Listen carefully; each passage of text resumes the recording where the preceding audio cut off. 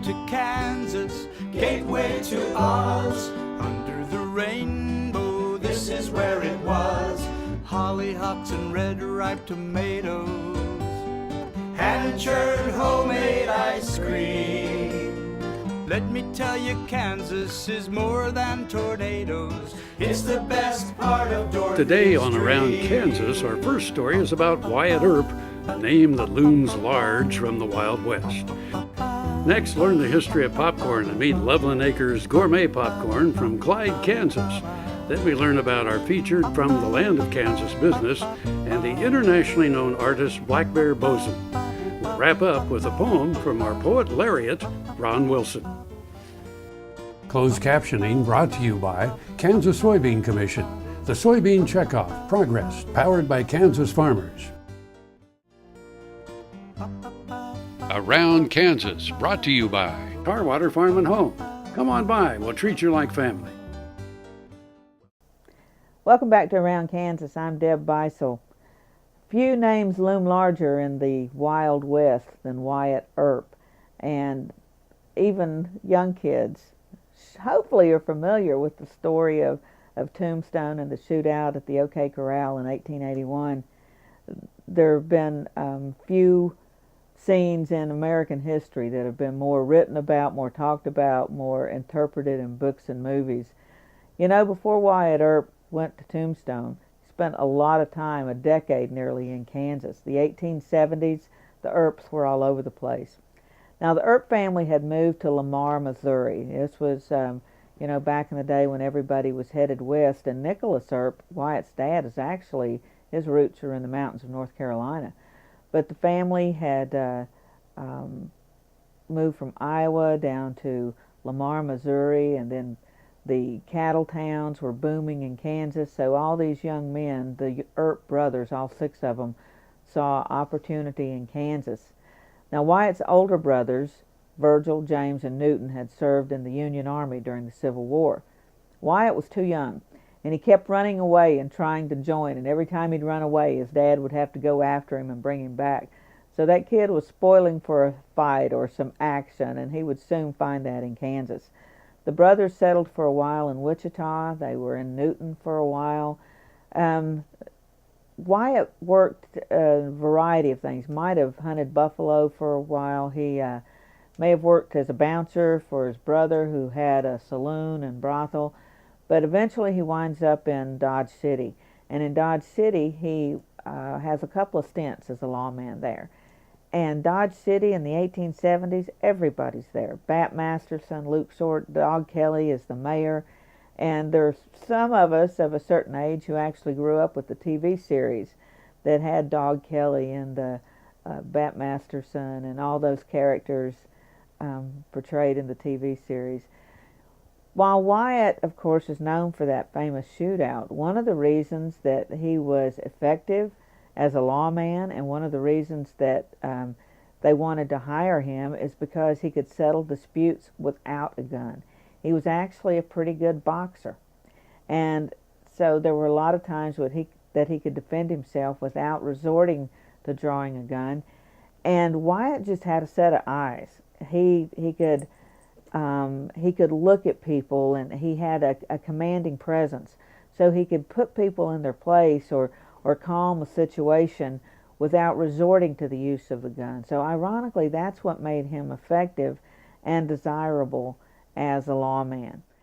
When you go to Dodge City, of course, Wyatt Earp Boulevard is the main drag, and you've got that wonderful statue of Wyatt there. But remember, it wasn't just in Dodge City that he made his claim to fame. He's all over the place in Kansas, and lots more to be written and discovered on the legend of Wyatt Earp. We'll be right back.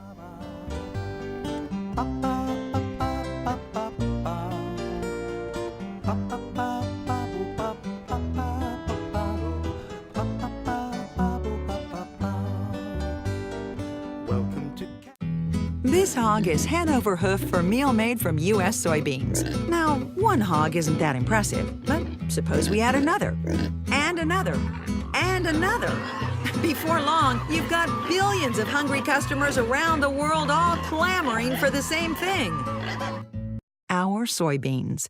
Learn more about the billion-dollar appetite of animal agriculture at beyondtheelevator.com. Brought to you by America's soybean farmers and their checkoff. Tallgrass Commodities offers producers bulk commodities at a reasonable price with reliable service throughout the whole Midwest. To find out more about Tallgrass Commodities, visit tallgrass.us or call 785-494-8484. When your living depends on agriculture, you can depend on KFRM 550 AM. If you're in the southwest three-fourths of Kansas or the northern half of Oklahoma, catch us at 550 AM on the radio dial. But if that isn't you, listen on your cell phone at TuneIn Radio or on your computer at KFRM.com. We promise to keep you informed, entertained, and company as you go through your day. KFRM 550 AM, the voice of the plains. We would like to join your management team. This segment is brought to you by Brown Chevrolet Buick in Wamego, just a short drive down the Yellow Brick Road. Good morning, I'm Frank Chafin, and this is Around Kansas. This morning, we're going to talk about popcorn, but not your everyday run-of-the-mill popcorn. But first, a little bit of history on popcorn. It's been around for about 4,000 years. In fact, they found ears of corn in the so-called bat caves in Central America. 4,000-year-old popcorn, and yes, it popped. Also in 1650, the Spanish found the Peruvian Indians enjoying popcorn as a treat.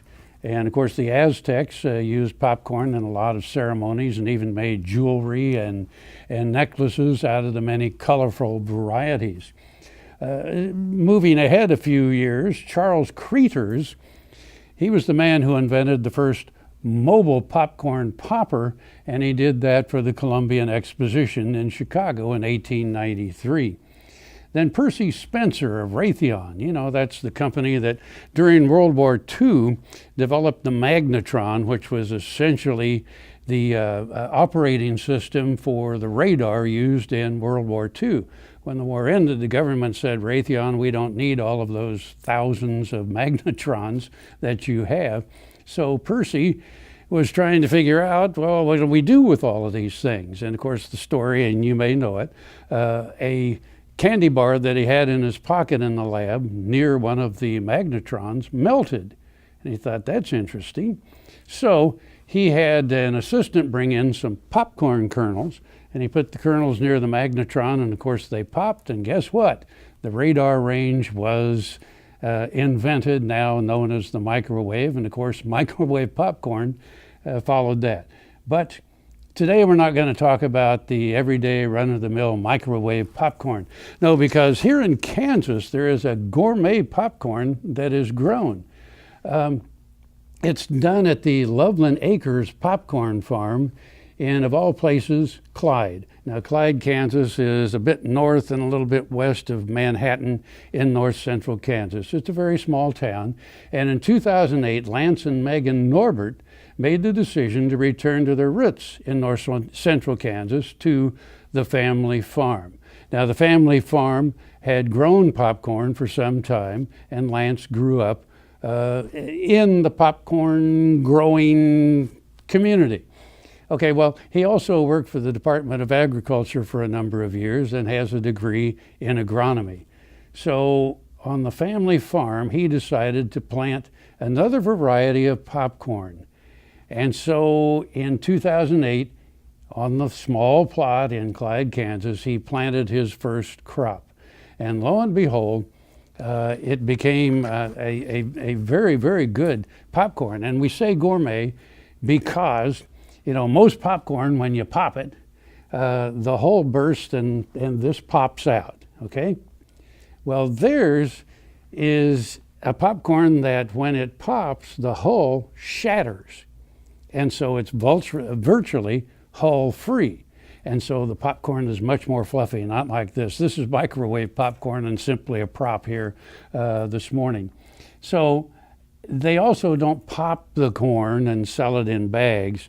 They sell the popcorn kernels, and you can order them online, or you can find the bags of the gourmet popcorn in some stores and gourmet shops around the state.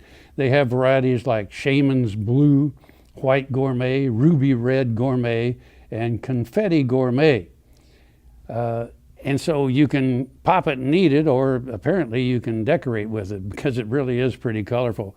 You can find them online at Loveland Acres Popcorn at yahoo.com. That's the name of their farm, Loveland Acres. It's in Clyde, Kansas. You can go online and you can order there. And like I say, you can also find it in a lot of stores around the state of Kansas. So another great product right here in Kansas.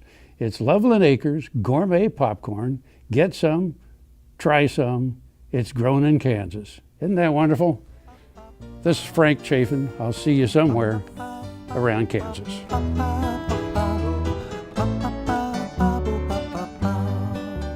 Kansas Farm Bureau, the voice of agriculture, represents grassroots agriculture. The state's largest and most powerful farm organization stands up for its members through leadership development, agriculture education, legal defense, environmental advocacy, farm safety, and risk management. Members also enjoy money-saving benefits. To join our organization today or to learn more, go to www.kfb.org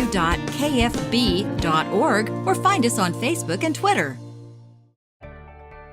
I'm Dr. Frank Lyons, a physician here at Kansas Regenerative Medicine Center. As one of the only standalone stem cell centers in the U.S., we use your stem cells as therapy for arthritis and some autoimmune diseases. I'm Dr. Andrew Poe, here at Kansas Regenerative Medicine Center.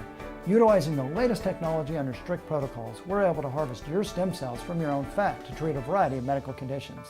The best part about it is, it's a same-day surgical procedure and requires no general anesthesia. Buying a car shouldn't be this hard. And at Brown Chevrolet Buick in Wamego, it isn't. It's actually awesome. Whether you want a new or used car or truck, Toby's team can make the deal. Even if you want to custom order a new car or truck, Toby's team can make the deal. See Toby's team at Brown Chevrolet Buick in Wamego. We're awesome. The Kansas Wheat Innovation Center in Manhattan is rediscovering ways to get improved varieties and new genetics in the hands of farmers faster. Grower-led and checkoff-funded research initiatives are bringing about positive change. This grassroots leadership provides a strong voice in Topeka and Washington, D.C. Now is the time to partner with Kansas Wheat in moving wheat forward. Kansas Wheat Commission and Kansas Association of Wheat Growers. Farmers investing in their future and yours. Log on to rediscoverwheat.org. Around Kansas, brought to you by the Kansas Soybean Commission. The Soybean Checkoff, progress powered by Kansas farmers. From the Land of Kansas is a trademark program that helps Kansas businesses grow, produce, process, or manufacture Kansas products. Let's meet Grillside Barbecue in Overland Park. Grillside Barbecue started as a homemade sauce for family gatherings, but when the demand became overwhelming, it was time to go public. After years of researching and testing many different flavors of Kansas City barbecue, Grillside was born. All natural, gluten-free, and with no high fructose corn syrup, this award-winning barbecue sauce is great on meats, vegetables, and pretty much anything that needs some zing. Grillside offers 3 flavors, including Suburban Sweet, a sauce that's tasty, well-balanced, and sweet enough for the kids, Downtown Heat, a sweet smoky sauce with just a bit of heat, and Hometown Hot, a sauce that pairs up 7 different peppers for a real punch. For mouth-watering recipes and to find a retailer near you, visit grillsidebarbecue.com.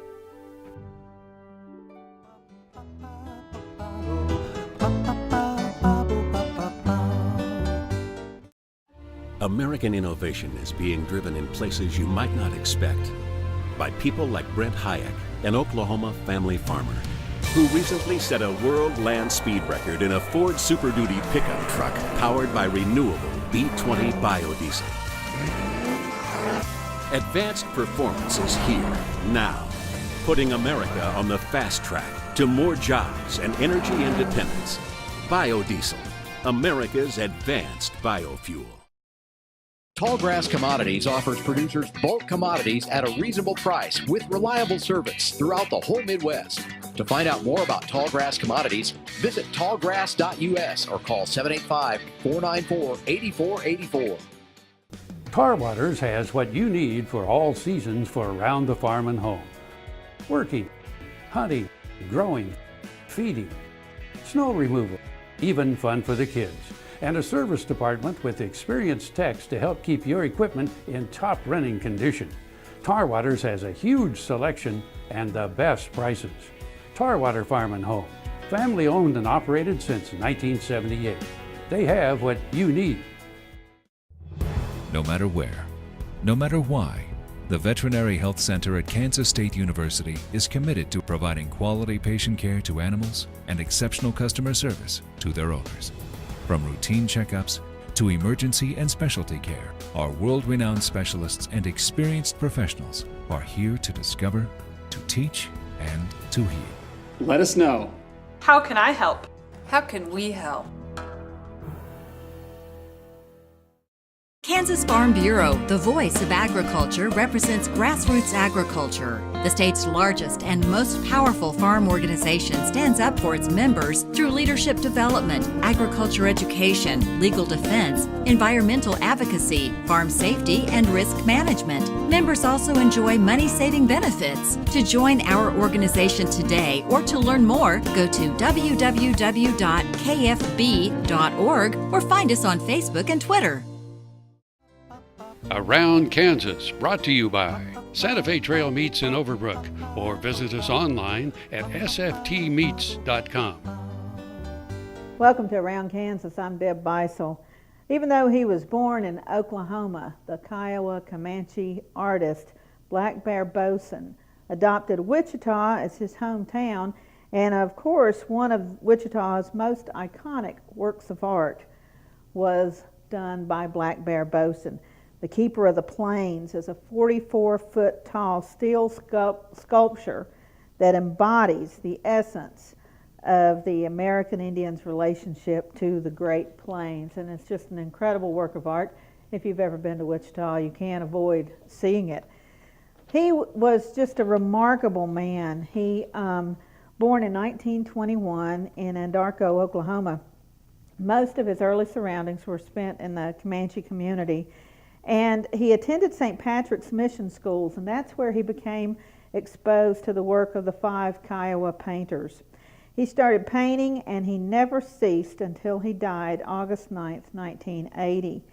Now, when he was going to a trade school, he sold his paintings for $2.50. And he left Oklahoma to go to the Marine Corps during World War II. And while serving, he was given the opportunity to hold his first one-man show, actually in Honolulu. It was a sellout. When he came out of the Marine Corps, he went to Wichita, and that was his home for thereafter, and he left an incredible mark on that community. And everywhere you go throughout the community of Wichita, he was recognized, but then he was recognized not only nationally, but internationally. He was featured in magazines, and he was commissioned by the Franklin Mint to produce a metallic historical series by the U.S. Department of the Interior, and to create several paintings. Besides being recognized as an artist, Blackbear Bosin held executive positions as the Mid-America All-Indian Center Board of Trustees, the Indian Center Museum's Acquisition Board of Wichita, and the Kansas Arts Commission.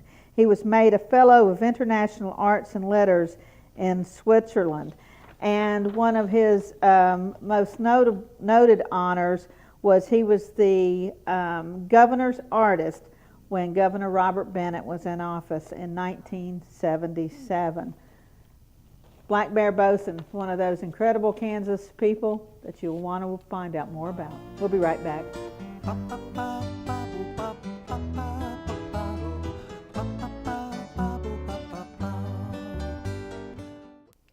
Remember what a great time we had at the Kansas Music Hall of Fame last year? Well, it's that time again. Mark your calendars, March 7th at Liberty Hall in Lawrence, the 10th annual induction ceremony into the Kansas Music Hall of Fame. These are your honorees this year: Gary Winston Apple from Kansas City, the Benders from Wichita, Priscilla Bowman, Kansas City, Dan Crary from Kansas City, Dan Falley from Topeka, Liverpool, a Beatles tribute band from Kansas City, the Lonnie Ray Band from Lawrence, Protocol from Topeka, Craig Trinan from Topeka. The Director's Award goes to Vic Damon from Kansas City. The second Director's Award goes to the Coon Sanders Original Nighthawk Orchestra, also from Kansas City. And the Bob Hapgood Award this year, Kenny Starr from Burlingame, Kansas. If you'll go online to kansasmusichallofFame.org, you can find ticket information, or you can contact me. This is a fantastic event. You know, our greatest export in Kansas is talent. And it's also the greatest thing we need to focus on keeping at home. I'll see you there.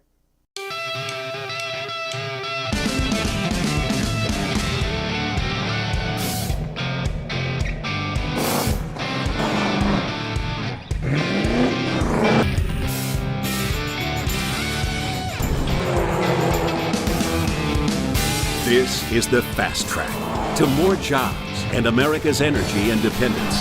Advanced performance is here, now. Biodiesel, America's advanced biofuel. Soil is the life of a farm, and for 25 years, SureCrop Liquid Crop Nutrition has helped growers produce abundant quality crops while preserving and improving the soils they steward. SureCrop offers complete soil and plant analysis with cropping recommendations, delivery direct to your on-farm storage, and quality crop nutrition custom blended for your field. Choose SureCrop for the assurance of excellence for your soil. Call today or visit their website for more information. Hello friends, I'm Ernie Rodina. And I'm Dawn Dawson with the Better Horses Radio Show. For over 9 years, we've been bringing the Better Horses Radio Show to markets all across the Midwest. We talk about God, lots about horses. We talk about cows, we talk about horse health, we talk to top trainers, and we even talk about Roy Rogers. We are having a blast with Better Horses Radio Show and would love to take it to a market near you. So visit our website at betterhorsesradio.com and let us or your local radio station know you'd like to hear it in your area. The Better Horses Radio Show is unbelievable. Valley Vet Supply is devoted to providing information and professional quality products at reasonable prices. Valley Vet Supply. Around Kansas, brought to you by Kansas Farm Bureau, the voice of agriculture. Go to kfb.org or find us on Facebook and Twitter. Howdy folks, I'm Ron Wilson, Poet Lariat. There are many great things that come from our cowboy heritage. One of their very simplest is one we find on our feet. This poem is entitled Building Boots. Many things have been invented and not all have taken root, but one of the great inventions was the simple cowboy boot. The cowboy boot is something that won't cross most people's minds. They think it's just a footwear style like all the other kinds. But cowboy boots are special because they're made a certain way, and that is what I want to explain to you today. The first cowboy boots were made after 1865 to be used by the drovers on their great cattle drives. They were made out of cowhide, which is what they had on hand, and these boots were shaped to suit the cowboys' work demands. They were made heavy duty so that they were good for every season, and every feature of the boot is for a certain reason. For example, why do cowboy boots have round or pointed toes? To get in and out of stirrups fast when a horse goes. The heels were angled sharply so they could dig into the ground when a cowboy ropes a calf and it tries to run around. Of course, the boots were made of good old cowhide leather to protect the feet and legs and keep them warm in cold weather. The uppers of the boot protect the lower leg, you see, from a snake bite or a sticker from a thorny locust tree. The stitching on the leather isn't just for the design, but it helps stiffen the leather for protection sure and fine. So you see, there is a reason for the way the boot is made, but if we don't remember, then that history will fade. The styles of boots have changed with time as fashions ebb and flow, but that's the reason for the first design those years ago. The modern cowboy still wears boots. He likes the wear and feel, but his town boots may have roper toes and a lower walking heel. So let's celebrate this element of our early Western roots and thank those designers of the early cowboy boots. And one more thing, another benefit most people never catch. When I wear boots, no one will know. My socks don't have to match. Happy trails.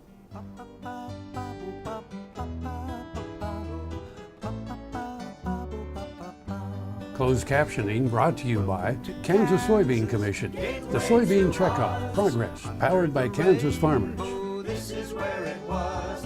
Hollyhocks and red ripe tomatoes, hand-churned homemade ice cream.